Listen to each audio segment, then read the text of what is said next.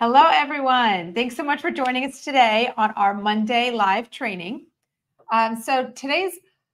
We've done this in the past, but I just feel like it's always great to talk about. And I've also received lots of questions about it because I guess we talk about it often. So are you sabotaging your health by focusing only on one or two of the 7 pillars of health? I mean, that could be the deciding factor on what's happening with your health, right? Because there's 7 of them, and we really must focus on all 7. So today what we're going to do is we're going to discuss all 7. We're going to go into a little bit of detail about each one. We're going to talk about why missing just even one of these pillars can be what's preventing you from optimal health, and a little bit of a step-by-step guide on how to conquer these, because 7's a lot and it can be overwhelming. And then, of course, tying into our supplements that help along the way.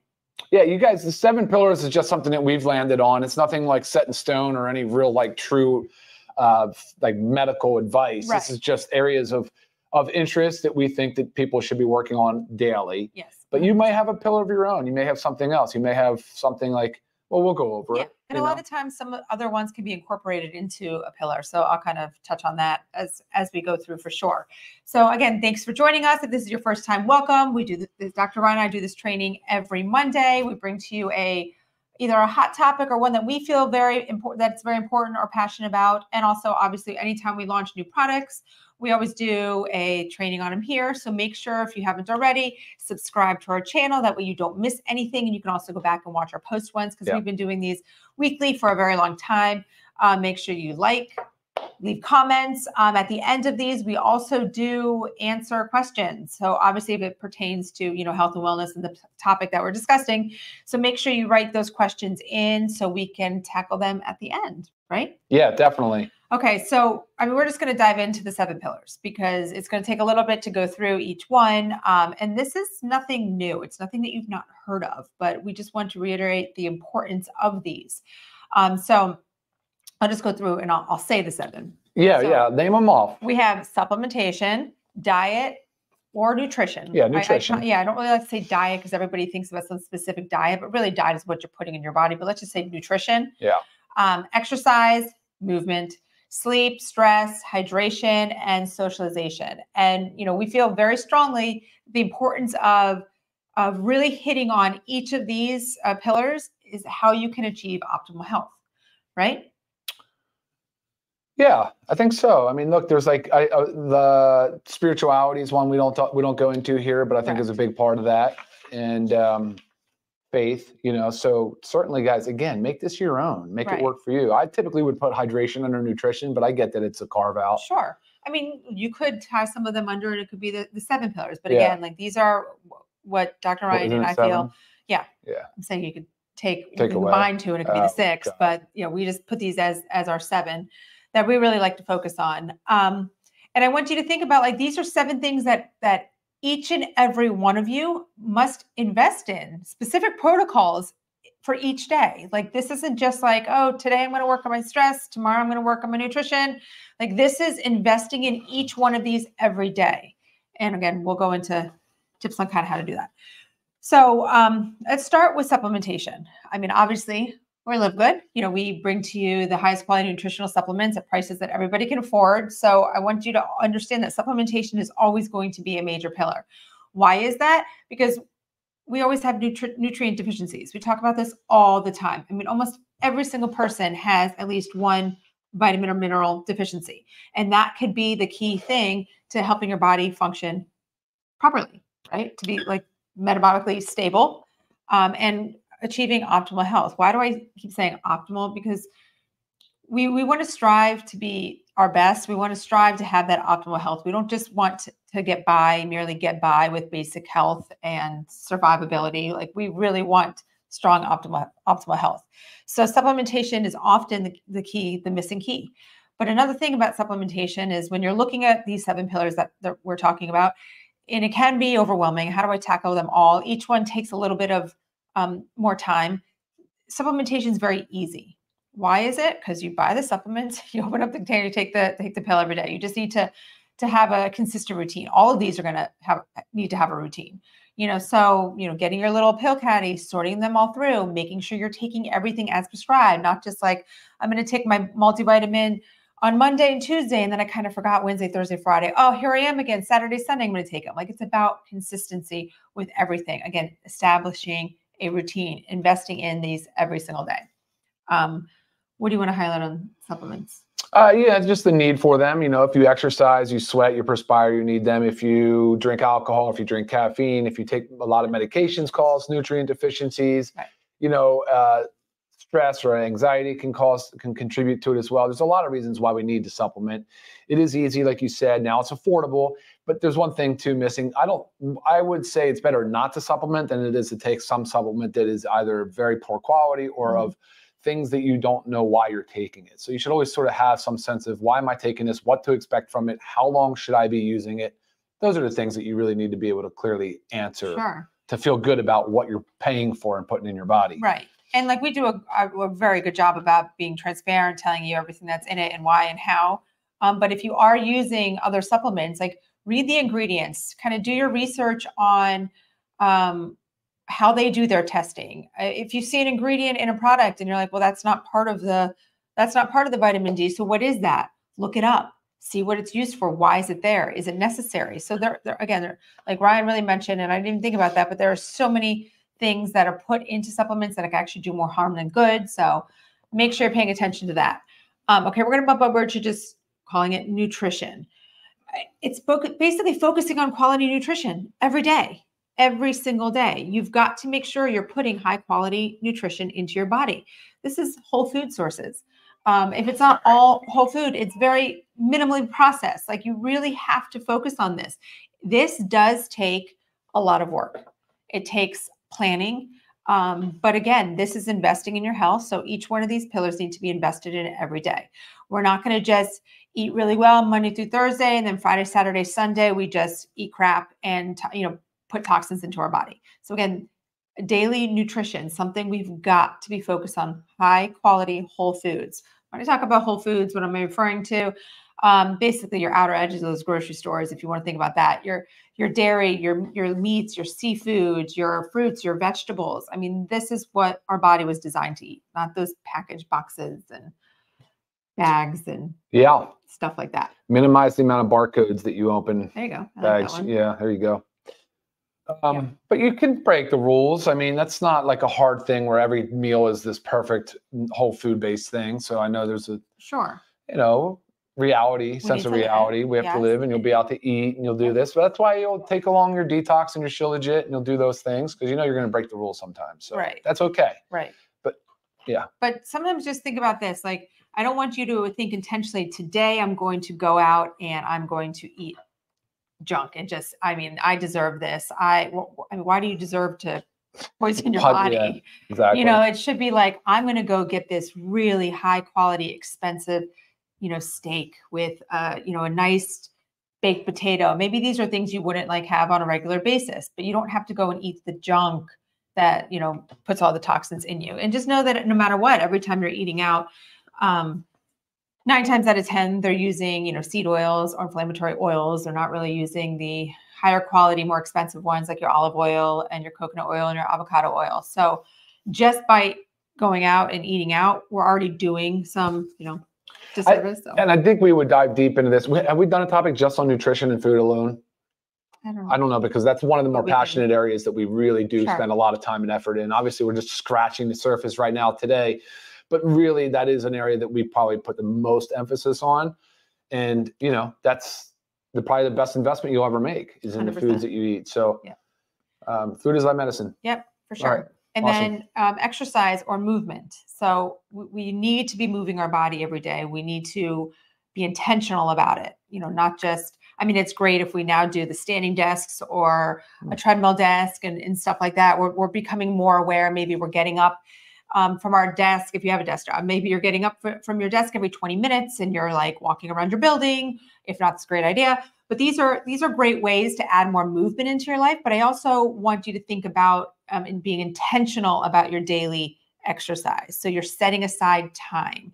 And if you want to think about it in the scheme of a whole week, there's different kinds of exercise, from your zone 2, your lower heart rate, that's your cardio, your higher heart rate or your VO2 max work, that's really high, maybe your HIIT activities, high intensity interval training, and then your strength stuff. And you really need to have a balance of them all each week, but really it's about like 150 to 220 minutes of like your zone 2. When I say zone 2, I know many of you might not know what that is, but it's a lower heart rate zone.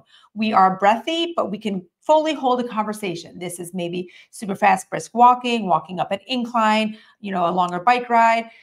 So anytime that you can incorporate these in, very important, split them up through your week, try to get those minutes in. And then, VO2 max, high intensity work, that's necessarily just like 1 to 2 times a week. I mean, 1 time a week is enough. Your heart just needs that to be stressed. And then the strength training, as we always talk about, like muscle is the first sign of aging, begins in our 30s where we start to lose that muscle mass. And unfortunately, that's just going to happen. So we have to work even harder to prevent that happening. So again, exercise, intentional movement every day, set aside time. Like I don't say like skimp on sleep to wake up early and do it, but I mean, go to bed earlier so then you can get up and get that workout in before you have to start get ready for the day. But again, you need to look at your day and find time to set aside for that intentional exercise, that intentional movement every day. You can't exercise your way out of a terrible diet either. No, so exactly. It's another, definitely encourage exercise every day. Right. But this is why I'm also saying we need to focus on all 7. So sure. You can't out exercise a bad diet 100%. But if you're tackling all of these pillars and you're intentional about each one, you're not doing that. You're doing everything that your body needs to thrive. Here's another one Patrick would add is a mental health and mindset to the list. If you're defeated in your mind, making excuses, beating yourself up, you'll go nowhere. So thank you, Patrick. Yes. And that totally is under 100%. That's totally under, for our mindset, under socialization, because it really has to do a lot with your mental health and a little bit about stress too, right? So stress and socialization in there. Okay, let's hop over to sleep. Sleep is very challenging because there's so many things that disrupt our sleep. But the biggest thing that I want you to think about is trying to get those 7 to 9. Some bodies are good at 6. So, 7 to 9, 6 to 8, somewhere in there. But this also needs to be quality sleep. And that's, I think the biggest struggle with, our livelihoods these days is the quality. Like we're drinking caffeine too late. So even though we may be able to fall asleep, our sleep stages are affected. So you're not actually getting that good, restful, deep sleep that you need. And also, obviously, we're stressed out and our minds are kind of going like this all the time. So we might have that interrupted sleep or we're waking up too much. So you need to be intentional about that. You need to do what you can to help you sleep. We probably should do another training solely on sleep too, because we did this a long time ago, but I work so hard on my sleep because I've never been a good sleeper. So it just means I have to pay so much more attention to it. And so lots of tips and tricks. But a big thing is be consistent about your routine. So it doesn't have to be to the T. It doesn't have to be like every night I'm lights out 9:30, but somewhere within that half an hour. And that means also your waking up time somewhere within that half an hour of the same thing each day. If you establish a good, consistent sleep routine, it will help you get the adequate quality sleep that you need. We should do another Zoom on sleep. Yeah, for sure. It's so important. It's funny. Our daughter actually said, she was complaining about me to someone the other day, and she was saying, all my mom wants to do is make sure you get your sleep and make sure you eat your protein. And it was kind of funny to hear her say that because it's very true. But there are 2 big things that I drill into my children. It's like they wonder why we have to have lights out at a certain time. I'm like, because you need to be up by a certain time. So I know that you need to have your sleep. So it's 2 things I really push and instill in our children is the sleep and protein. You should definitely. So I was just doing a little video on just like kind of morning routine, but I can't like talk morning routine without sleep. And I was just thinking like, geez, when the first thing you do is wake up, you don't really want to be waking up to some obnoxious alarm clock. Like your body really should just have this natural rhythm, whether it's your circadian or just your discipline of habit and just going to bed at the same time in your bodies. But you should be waking up feeling pretty good. You shouldn't wake up feeling, oh my gosh, today is going to be brutal. I can't wait to go back to bed. And that's just because if you're waking up that way, then change your nighttime routine and get to bed a little bit earlier. Right. But 2 hours of deep, 2 hours of REM. I know that's an aggressive goal. That's not an easy thing to accomplish. But if you measure your sleep, 25% of your sleep should be in either one of those, both of those categories. So so try for it. Use a sleep tracker. And you might be sitting there saying, well, how much sleep do I need? You just said like 6 to 9. If you are feeling tired throughout the day, like Ryan just said, I can't wait to go to bed, or I need a nap. And naps, like little siestas, are good. Like I'm talking like a 20-minute cat nap, right? That's okay. That's actually really beneficial. Some people do really well with productivity, like being able to do that 20-minute cat nap. But if you find yourself needing to take like an hour and a half nap in the middle of the day every day, something's wrong. Your sleep at night is not working for you. Either A, you're not getting enough, or B, it's not good quality, so you're not feeling rested. So just assess things, make changes, shift. I mean, you're in charge of your body. You have to take care of yourself. All right, let's go to stress. Yeah, something? Sure. No, go. Yes, no processed foods, yes. Okay, stress. Stress is, okay, it's an important part of our life, right? We want to have some kind good of stresses, for sure. But we're overly stressed. So I want you to think about having two different tools, like stress management tools for like real-time stress, like big stressful situation just comes up and we need to do something to decompress, to get rid of our stress. And also the if you want to talk it like long-term stress, is the everyday stress that we just want to make sure it does not continue to build and leave us in that constant, fight or flight kind of state. So when I talk about first for real-time tools, think about your deep breathing.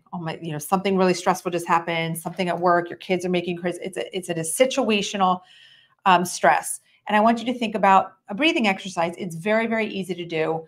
You don't even have to leave your room. You just deep inhale. So all the way. Once you get to the top and you feel like you can't suck in anymore, another little inhale, and then deep exhale, slowly let it go. I mean, you could do this, 2, 6 times, whatever it is. But even if you do it just that one time, like I already just felt like, ooh, you kind of just feel like you already relaxed yourself. So it kind of just changes your mindset and allows you to handle the situation.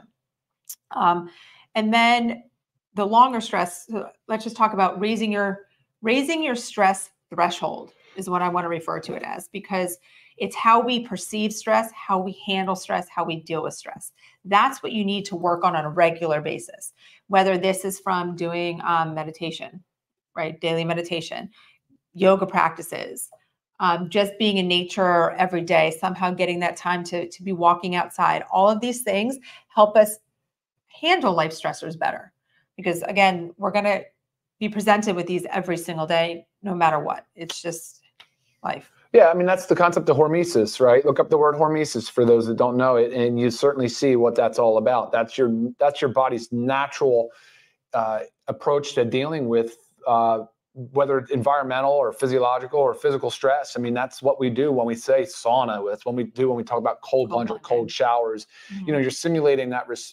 You're simulating a typical response to something where your body would go naturally into a response mode to that stressor. And so we love that stuff. That's the good stuff, the good stress in the body, the way of dealing with things like common colds and flus and scrapes and bruises and broken bones and, these different things. It's great. It's wonderful. But that system is optimized and works the best when it's not in this chronic low grade inflammatory state for a long time, which is what happens when we have a massive, like a load of stress where the cortisol response is up, and, your body's just kind of starts to become fatigued to it, right? Like there's a certain level of fatigue that sets in. I know there's a whole biochemical process there, but again, managing the good and the bad stress, identifying the two. When there's bad, you can do breathing, you can do different things. There's a lot of different things. And I know we've done a Zoom on that as well. Yes. Yeah. And the cold shower or cold water submersion is, very, very beneficial. And you might be one of those sitting there thinking like, I hate cold water. I can't do it. Nope. Well, that was also me. But I didn't want to say I can't, because I know I can. I don't like it. I hate cold water. I hate the feeling of shivering. I hate it. But you do great at it. But I go in. Yeah. We do have a cold plunge now. I go in almost every day, or maybe 5 days a week. But if you don't, it's also just at the end of your shower, just stand there for 3 minutes. Yeah, sure. Or even a minute. Just let that water rush on your head, your face. It is doable, guys. It's not going to kill you. I promise you that. But it does so much for how you respond to stress. Yeah. So I want you to focus on that, because also think about if your stress is really high, what's also going to be affected. You're not going to be sleeping. Yeah. And also if cortisol is super high, what do? We gain fat, and it tends to be around our midsection, right? Oh, what if you're sitting there, that person, I just can't seem to lose fat around my midsection. I mean, it's probably very hormonal, and cortisol is a hormone, stress hormone. So before you go on to the next topic, so Patrick, just a real quick thing here. So you suggest digestive enzymes. It includes the green tea, lipase, amylase, and bromelain. Check it out because we already have that. Gut support has a big time gut support complex, but also our lean. So our body composition improvement formula has the caralluma. It also has digestive enzymes. Patrick, check that out. I'm surprised you didn't know about that. All right, yes, his brother in Tampa. Oh my gosh, telling you, we're praying for Tampa. We are definitely praying for Tampa. A lot of comments coming in from Tampa and the west coast of Florida. So we are on the East Coast. We don't know exactly what conditions we'll see. Maybe tropical storm strength, we'll see. But we're not going to bear the brunt like the West Coast is. All right, what's next? Hydration. Simple to talk about. We actually just recently did a hydration training because we have our hydration amplifier. Just going to grab that. But most specifically, like, it's very important to get your adequate fluid intake, but also know that water alone is just not going to cut it. You have to have the electrolytes that are going to help to know where your body's going to absorb that water and, you know, distribute it properly. So just, it also allows, I mean, our cells are made up of mostly water. Like, we need to hydrate them to allow them to work properly for us. So hydration can definitely be combined with, you know, nutrition. But we just wanted to put it out there because sometimes it gets overlooked. You know, I know a lot of people that try to avoid drinking water because they hate going to the bathroom all the time. Like, I know it's annoying, but like, think about it. Like, what's worse? Like, to just be annoyed because you have to get up and use the restroom, or now I understand at nighttime, like, you try to slow down, but the goal is to get all that water in the earlier parts of the day. So, I mean, after dinner, I try really hard to just have like minimal sips of water because, you know, I don't want to have my sleep interrupted. Okay. And then the last one is socialization. And this has a lot to do with mental health as well, but your social connection. And I have it, the Surgeon General quoted, and I'm just going to read it here for you. Given the significant health consequences of loneliness and isolation, we must prioritize building social connection the same way we have prioritized other critical public health issues, such as smoking tobacco, obesity, and substance use disorders. So literally the Surgeon General is putting like social isolation up with that with obesity. I mean, so if you look at that, I mean, those two alone, I mean, it's crazy that you can put them in the same category that we need to focus on, but it's so true. And it really is often overlooked because we just, I don't know, just unfocused. Well, I don't suspect this is just an American issue, but it's certainly, I bet you America ranks the highest in this type of category, which sucks. It's terrible. But like Simona here just says, hello from Italy. But Italy probably does not have this same issue from what I understand. Like the Italy's, they're all about family and they're all about community and they live in place. They age out together. Right. And so I understand Italy and some of these other European countries and do a very good job of that. And I'm envious of that because I think our country is doing a terrible job to the point where we have a Surgeon General issuing a warning on it. It's just so disappointing. It is.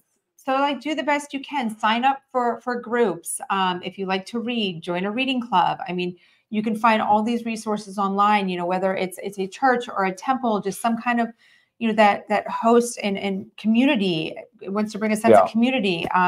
Even if it's just in your neighborhood, you go on walks, find somebody else that wants to walk with you. Just it's that social interaction, that communication. It is so important for our mental health. And it really does play a major role into how our body functions as a whole. And that's the biggest thing. Our body does function as a whole. We don't function in parts. So like, we need to focus on all these to have optimal health so we can function as a whole. And do your best to avoid social situations that stress us or tax us. I know it's impossible to avoid it all, but if you start to notice, like, maybe like you're hanging out with this group and every time you're there, you feel very stressed out, or you leave and you feel so emotionally taxed. Remove yourself if you can. You know, maybe that's not the best thing for you because, you know, that could be more harmful than. Yes. Yeah. And the power of no is important too. Yeah. So, you know, if you're in a toxic environment, remove yourself. It's not working for you. Yeah. So bottom line, we're on over to 7. Without these 7 pillars implemented daily, like you cannot achieve your optimal health. Again, we function as a whole. Each little part needs to be intentionally focused on. And this is a daily thing. Now, of course, every day is not perfect.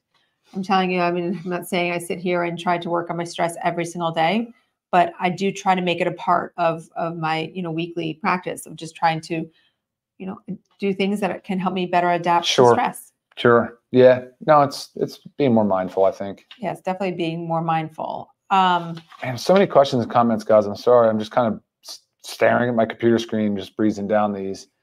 So I'll just talk about a little bit how to, I guess, our suggestions on like how to conquer these, because again, you look at these all and you can't just say, okay, I'm going to do all 7 starting tomorrow. I mean, you can, kudos to that, but it's hard. So pick one and get it down. So if you aren't taking supplements, or if you are, but you're inconsistent and you don't really have a routine, start there. Get your supplements. Like I said, do them in little pill caddies and get a routine going. Okay, now we've got this down. Boom. I've got my supplements. I'm taking them every day. I have what my body needs. Move on to the next one. Pick whichever one you want. Say it's hydration, because that's kind of easy too. I'm just going to make sure I'm taking one of these in my water every day. I'm going to be drinking my, 100 ounces of water. It's really half your body weight in ounces of water. We feel like you should be drinking more than that, especially if you're losing fluid through sweat. But again, it's always a good goal. So, pick the hydration, then say, okay, I'm going to start exercising. I'm going to commit to this. I'm going to do what Lisa and Ryan just talked about. And I'm going to get my zone 2 and my 1 time a week of high heart rate and my strength training in there. And, when you think about it like that, like you don't have to do all these every single day, but over, cumulative of the week, it's doable, right? It's very doable. And you don't have to spend hours doing it. So one by one, step by step. And as you do them, I promise the other ones will become easier. Right. So again, like getting good quality sleep will become easier when you focus on your stress and going forward. Okay. So, I was thinking one thing to Sadie's comment here. She doesn't wake up feeling the dread of the day, but wakes up feeling pretty groggy most days.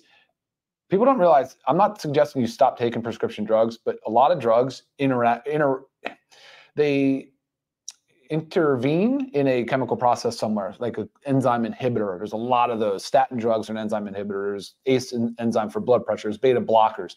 Those all have downstream effects. I'm not saying they all negatively impact sleep, but then you have drugs for sleep, which also are not actually giving you that restorative sleep you're looking for. So there's a lot of things that could be contributing to a poor night's rest. You really got to take a holistic point of view, step back, and really try to adopt a lot of these things that Lisa just talked about, and include as much as you can with ease. Don't drive yourself mad, but kind of start focusing on these things, and you'll see a transformation. There's no doubt. Right. And also, like I said, once you start tackling one at a time, the other ones will kind of be easier and fall into place. Sure.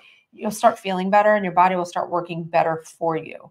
So, and also if there is a medication that you have to be on because you have high blood pressure, so you start tackling this other stuff and maybe your blood pressure goes down. Now the medication's gone with your doctor's help, and there you go, you're sleeping better. And look at this one, Lise. This is a funny one because it's true. Hey, Melanie. Yeah. Me too. I have a snoring problem. You can get a mouth and orthotic or piece for the mouth. You can try the CPAP, but a separate room. Yeah. I know that's, But the biggest thing is too, I mean, that doesn't help him because he's still snoring. So we went through this for a very long time. We were trying different ways to figure out how to help Dr. Ryan over here. So he wasn't snoring because I was losing sleep. It was killing me. But yes, so he found something that worked for him. He's got his dentist has made this mouthpiece. I'm not saying it's going to work for everybody, but it works magically for him.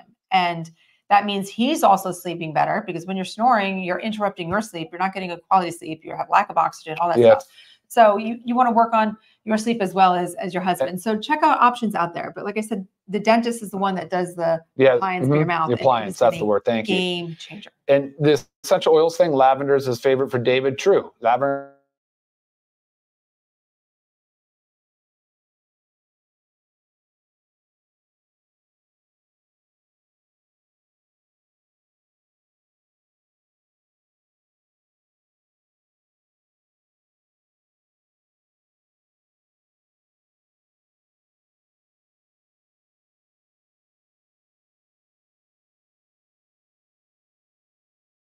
Second.